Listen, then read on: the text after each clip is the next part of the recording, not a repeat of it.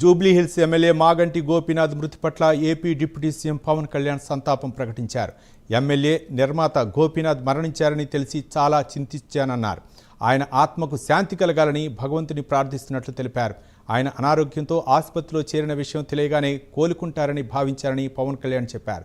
2014 నుంచి జూబ్లీహిల్స్ నియోజకవర్గ ఎమ్మెల్యేగా ఉన్న గోపీనాథ్ నియోజకవర్గ అభివృద్ధిలో కీలక పాత్ర పోషించారన్నారు. ఆయన కుటుంబానికి డిప్యూటీ సీఎం పవన్ కళ్యాణ్ ప్రగాఢ సానుభూతి తెలిపారు.